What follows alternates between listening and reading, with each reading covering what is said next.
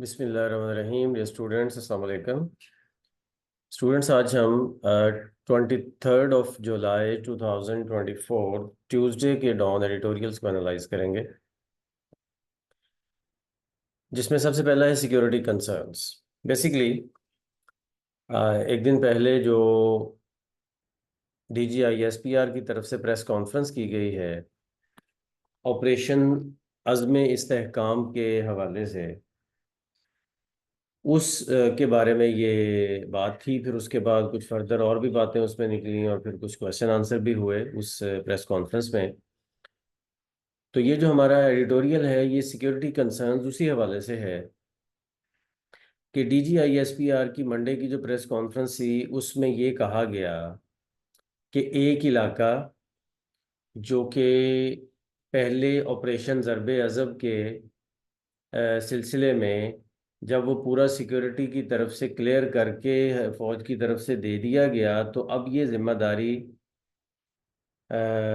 Local जो government होती है, सूबाई गवर्नमेंट है या जो स्पेशली जो प्रोविंशियल गवर्नमेंट है वो, या फिर जो फेडरल गवर्नमेंट है उसकी होती है जिम्मेदारी कि वो इसको इस जिम्मेदारी को अदा करें और फिर वो दोबारा दहशत गर्दों को दोबारा उस इलाके में आने ना दें। यानी कि पुलिस अपना काम करे, जो लॉ इन्फोर्समेंट एजेंसीज हैं वो अपना काम प्रॉपरली करें, इंटेलिजेंस वाले इदारे अपना काम प्रॉपरली करें और वो दोबारा से दहशत गर्दी को इमर्ज ना होने दें। लेकिन अब ये दहशत गर्दी दोबारा से इमर्ज हो रही है, इसलिए हमें ऑपरेशन ज़रबे और ऑपरेशन अज़्म इस्तेहकाम करना पड़ रहा है। अच्छा, अब जब अज़्म इस्तेहकाम ऑपरेशन हमने करना है तो उसके लिए हमें ज़ाहिर है सपोर्ट चाहिए गवर्नमेंट की तरफ से। अब वो गवर्नमेंट में उनका इशारा फेडरल गवर्नमेंट और प्रोविंशियल गवर्नमेंट दोनों की तरफ था, और इसमें चूंकि बलूचिस्तान और KP दो प्रोविंशियल गवर्नमेंट्स इन्वॉल्व हैं और दूसरी साइड से फेडरल गवर्नमेंट तो इन्वॉल्व होती ही है क्योंकि सारा उसके अंडर ही प्लान होना होता है। तो इसलिए गवर्नमेंट्स के साथ असल में DGI SPR ने शिकवा किया कि गवर्नमेंट्स ने हमें वो वाली सपोर्ट नहीं दी कि कि ये जो अज़्म इस्तेहकाम है इसके लिए लोगों का माइंड बन जाता। अब जो क्रिमिनल एलिमेंट्स हैं वो दहशत गर्दों के साथ मिल के क्रिमिनल एलिमेंट्स दहशत गर्दों के साथ मिल के ऑपरेशन के खिलाफ एक माहौल बना रहे हैं, ऑपरेशन के खिलाफ एक माहौल बना रहे हैं जिससे कि ऑपरेशन में मुश्किल पेश आ रही है। और ये जो पॉइंट रेज किया गया ये बहुत अच्छा पॉइंट है DGI SPR की तरफ से कि लोकल गवर्नमेंट ने ऑपरेशन के बाद अपना काम करना था, जो कि उन्होंने नहीं किया। तो ये असल में उनका शिकवा KP गवर्नमेंट और बलूचिस्तान गवर्नमेंट के साथ है। और दूसरी तरफ प्रेस कॉन्फ्रेंस में जिन बातों पे गौर होना चाहिए वो ये है कि एक तो अज़्म इस्तेहकाम को देखें, इसमें स्टूडेंट्स इस बात का ख्याल रखने की ज़रूरत है कि हमें एक बैलेंस्ड व्यू देना है। अगर जब भी हमें इस बारे में कुछ लिखना है या अपनी ओपिनियन देनी है तो एक बैलेंस्ड ओपिनियन देनी है। इसमें हमें किसी भी तरफ लॉपसाइडेड नहीं होना। देखना यह है हमें कि ऑपरेशन करने से पहले या ऑपरेशन का ऐलान करने से पहले क्या सारी गवर्नमेंट्स को एतमाद में लिया गया। तो आंसर है नो। ठीक है, पहली बात तो ये है कि अज़्म इस्तेहकाम का तो नाम ही जो है ना वो गवर्नमेंट्स ने कोर कमांडर्स कॉन्फ्रेंस के बाद सुना। तो इस वजह से शायद थोड़ी सी कंफ्यूजन पैदा हुई कि वो लोकल गवर्नमेंट को तो पता ही नहीं है, प्रोविंशियल गवर्नमेंट को, कि कोई ऑपरेशन होने वाला है। ठीक है, और फिर उसके बाद एक वजीर आजम हाउस की तरफ से इलामिया आ गया, उसमें एक अज़्म इस्तेहकाम का नाम आ गया। मतलब ये कि एक प्रॉपर कंसल्टेशन का जो प्रोसेस होता है प्रोविंशियल गवर्नमेंट के साथ, फेडरल गवर्नमेंट के साथ और एक उस लोकल एरिया के साथ, वो नहीं किया गया। जाहिर है लोकल एरिया के लोगों।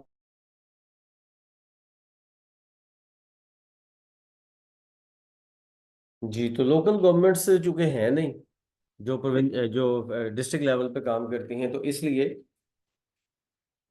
प्रोविंशियल लेवल पे ही इसको वो किया जाना था, ओन किया जाना था, लेकिन प्रॉपर कंसल्टेशन पहले से नहीं की गई। एक पहली बात। और दूसरा, इसमें प्रॉब्लम ये है, इस प्रेस कॉन्फ्रेंस के एंड पे अगर हम ये देखें, एनालाइज करें सारी बात को, तो दहशत गर्दों के साथ क्रिमिनल एलिमेंट मिल के ऑपरेशन के खिलाफ माहौल बना रहे हैं। ये जो बयानियां है, ये जो सोच है, ये जो नैरेटिव है, ये भी ठीक नहीं है। हमारा जो राइटर है वो ये कहता है कि ये कोई अच्छी बात नहीं है कि आप पॉलिटिकल लोगों को, अब जाहिर है जो वहाँ पे अमन मार्च कर रहे हैं लोग, वो अमन मार्च जो कर रहे हैं वो पॉलिटिकल लोग, पार्टीज के लोग हो सकते हैं, वो मुकामी लोग हो सकते हैं।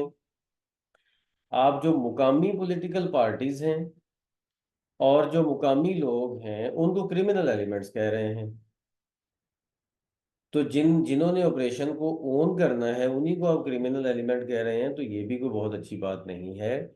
इसलिए इस सब चीज़ को दोबारा से रिविजिट होना चाहिए।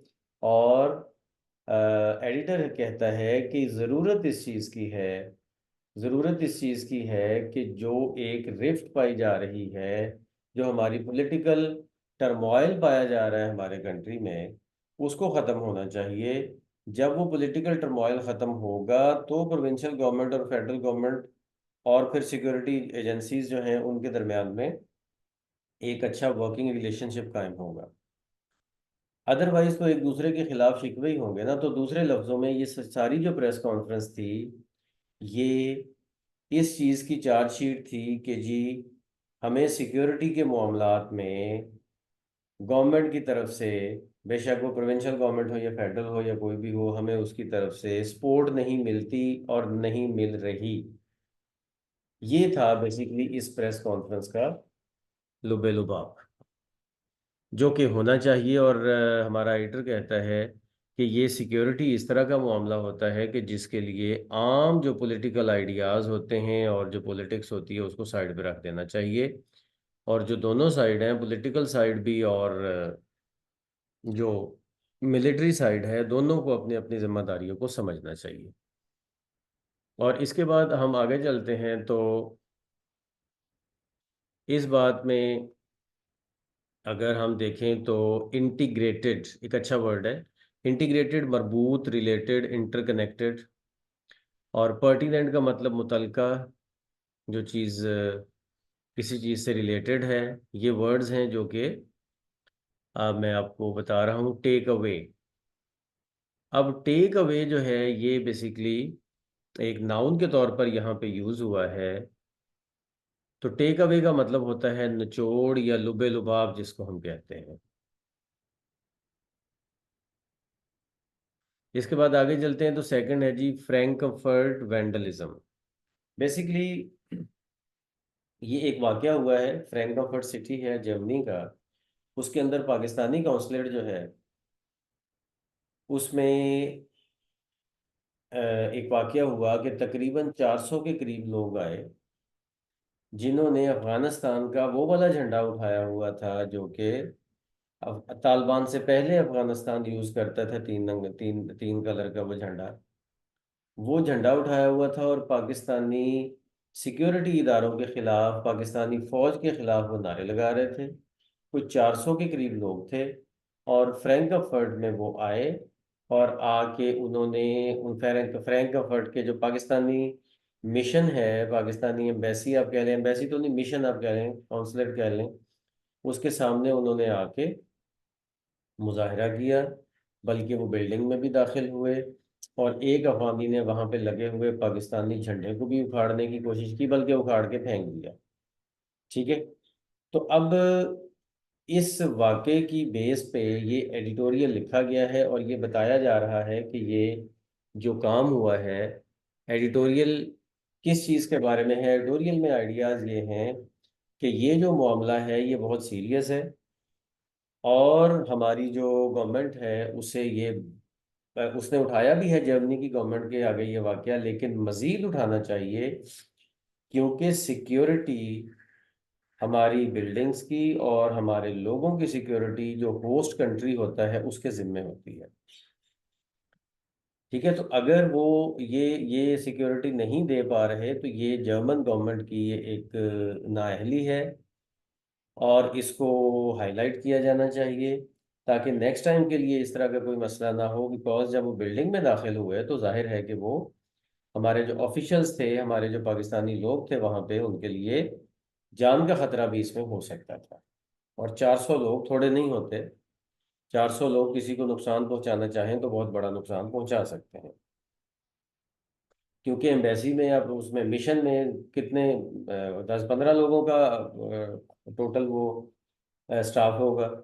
तो इसलिए इस चीज़ को बहुत सीरियस वे में लिया जाना चाहिए, और गवर्नमेंट को इसका जवाब तलब करना चाहिए जर्मन गवर्नमेंट से। क्योंकि अगर इस तरह का वाकया खुदा न खास्ता कोई पाकिस्तान में हुआ होता तो पूरी दुनिया में शोर मच जाना था, और पूरी दुनिया के जो मीडिया हाउसेज हैं उन्होंने पाकिस्तान की सिक्योरिटी की तरफ जो है ना वो टारगेट करना शुरू कर देना था, और पुअर सिक्योरिटी प्रोटोकॉल कहना शुरू कर देना था, और ये और वो। लेकिन अब जर्मन अथॉरिटीज़ के ऊपर कोई भी अ, ये वाली बात नहीं कर रहा, जो कि की जानी चाहिए।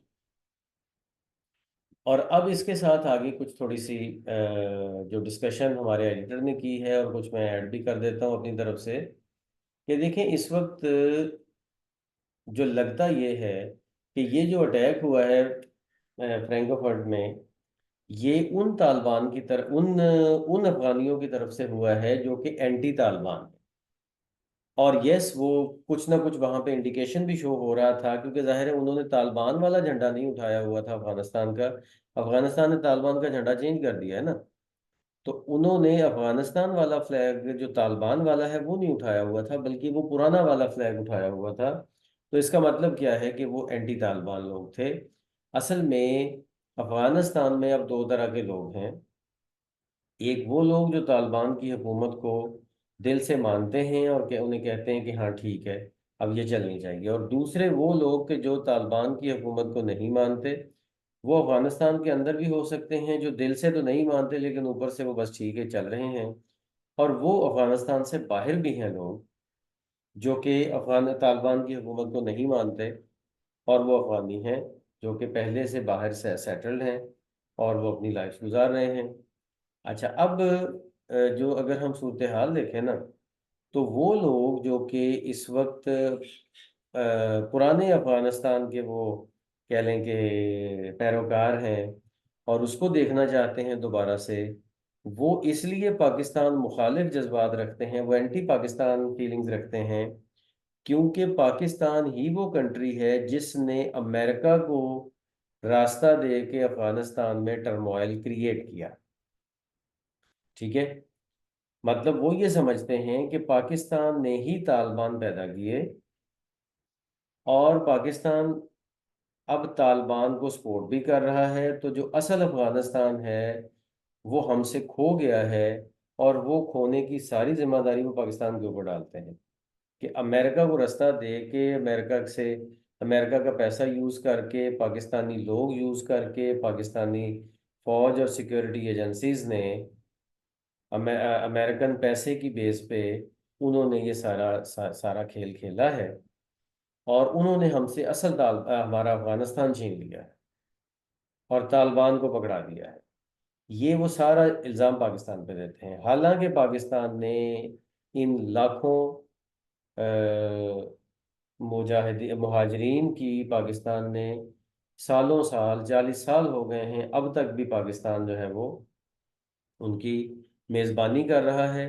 और इनमें से जो ये मुजाहरे कर रहे हैं, इनमें से बहुत सारे ऐसे होंगे जो पाकिस्तान ही की के थ्रू जो है ना वो कहीं बाहर दूसरे कंट्री में गए होंगे। तो मतलब क्या है कि पाकिस्तान ने उनके दिलों में अपने खिलाफ नफरत पैदा कर ली है इस अपने एक्ट से। और दूसरी तरफ हम तालिबान की गवर्नमेंट के साथ भी सही तौर पर ताल्लुकात नहीं रख पा रहे। वजह टीटीपी है, तहरीक तालिबान पाकिस्तान, जो इधर से जाके तो अफगानिस्तान में बैठ गए हैं, और वो सोच के लेवल पे भाई हैं अफगान तालिबान के भी। तो अफगान तालिबान उनको एक तरह से होस्ट कर रहा है, तो वो पाकिस्तान में कार्रवाइयाँ कर रहे हैं। ये अगेन टेंशन आ गई। तो अब ये हमारा जो सारी सिचुएशन है, इसमें हमारा एडिटर कहता है कि ये सोचने की ज़रूरत है कि पाकिस्तान की जो ये फॉरेन पॉलिसी है, पाकिस्तान की जो डिप्लोमेटिक विजन है, ये उसकी फेलियर है, ये उसकी नाकामी है कि तालिबान के अफगानिस्तान का कोई भी तबका हमारे से खुश नहीं है। बेशक जो एंटी तालिबान है वो भी हमसे खुश नहीं है, और तालिबान भी हमसे खुश नहीं है। तो इसलिए हमें सबसे पहली बात तो ये है कि जो गवर्नमेंट में है, जाहिर है उसी से बात करनी चाहिए, तो वो तालिबान से बात करनी चाहिए, और हमें उनके साथ जो मामला है उनको सेटल करना चाहिए, और फिर बाद में जो दूसरा तबका है वो खुद ब खुद ही सेटल हो जाएगा। तो इस तरह करके ये एक इशू था जिसके ऊपर बात हुई। अफगानिस्तान से रिलेटेड एक डिटेल्ड लेक्चर आने वाले दिनों में मैं इंशाल्लाह आपके सामने रखूंगा, तो उसमें भी इंशाल्लाह हम इस पे बात करेंगे। इस एडिटोरियल में वेंडलिज्म, तोड़फोड़, ये एक वर्ड है जिस पे आपको फोकस करना चाहिए और यूज़ करना चाहिए। फिर उसके बाद स्टॉर्म। अब ये स्टॉर्म का जो वर्ड है, ये एज अ वर्ब हमारे सामने इस वक्त है। बेसिकली हम ये ज़्यादातर एज अ नाउन यूज़ करते हैं, बट स्टॉर्म हमला करने की सेंस में ये वर्ब के तौर पर भी आता है। उसके बाद है जी अनहिंडर्ड, का मतलब बिला रोक टोक, वो बिला रोक टोक पहुंच गया पाकिस्तानी सफारत खाने तक, इस सेंस में ये बात की जा रही है। और फिर कंपाउंड, वैसे नाउन के तौर पर भी होता है, सेहन या जगह, कोई खुली जगह, लेकिन यहाँ पे ये कंपाउंड जो है वो शिद्दत इख्तियार करने की सेंस में है, एज अ वर्ब। ये एज अ वर्ब यहाँ पे यूज हो रहा है कि चीज़ बढ़ती जा रही है। कंपाउंड का मतलब कि एक दूसरे के साथ चीज़ें मिलके वो बढ़ती जा रही हैं। इसके बाद अगर हम आगे देखें तो आगे थर्ड वाला जो एडिटोरियल है वो है stressed cotton economy. Basically Pakistan की जो कॉटन की क्रॉप है, वो पिछले साल उसकी जो यील्ड थी वो 8.2 मैट्रिक टन थी, 8.2 मैट्रिक टन। और इस साल जो है वो 7.7 मैट्रिक टन होने का जो है वो एक है, एक टारगेट, टारगेट तो नहीं कह सकते, इसका एक एस्टिमेशन है। लेकिन गवर्नमेंट का जो टारगेट था वो 10.2 मिलियन का था। इसी तरह से गवर्नमेंट ने बड़े बड़े टारगेट्स रखे हुए हैं जो अचीव नहीं होने हर चीज़ में। तो 10.2 मिलियन टारगेट, 10.2 मैट्रिक टन का टारगेट था। ठीक है, 10 या बेल्स कह लें तो 10.2 मिलियन बेल्स का टारगेट था ये। ठीक है। और मतलब करीब करीब भी जाता हुआ महसूस नहीं हो रहा, बल्कि अगले पिछले साल से इस साल जो है वो बड़ा टारगेट रखा गया, तो ये बड़ा टारगेट अचीव होना दूर की बात है, पिछले साल वाला टारगेट भी मीट नहीं हो रहा। तो इसलिए ये एक कंसर्न है हमारे लिए, और ये कंसर्न के बहुत सारे रीजंस हैं।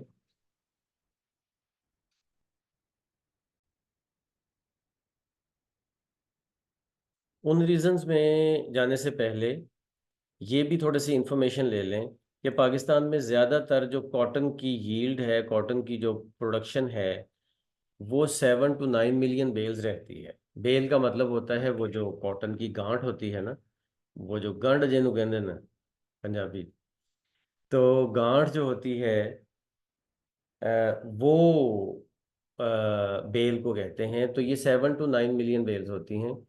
लेकिन सिर्फ एक दफ़ा 2004 में ये 14.1 मिलियन पे गया था, और 2012 में ये 13.5 मिलियन पे गया।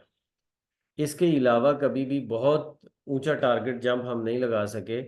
और कॉटन की क्रॉप हमारे लिए, पाकिस्तान के लिए बहुत ही इम्पोर्टेंट है। उसकी वजह यह है कि एक तो हज़ारों फैमिलीज़ हैं जिनका रोज़गार इसके साथ है, जिनकी ज़िंदगी इनके साथ चलती है, जो या तो कॉटन ग्रो करते हैं, या वो इसमें मजदूरी करते हैं, या कोई भी और इस तरह का रिलेटेड काम करते हैं। फिर उसके बाद दूसरी बात यह है कि हमारी जो एक्सपोर्ट्स हैं वो 55 to 60% वो बेस करती हैं टेक्सटाइल पे।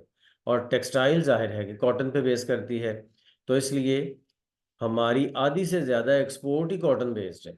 तो ये भी एक बहुत हमारे लिए सोचने की बात है कि कॉटन की अगर प्रोडक्शन नीचे जाती है तो हमारी एक्सपोर्ट भी नीचे जाएगी और चीज़ें महंगी होंगी। ठीक है।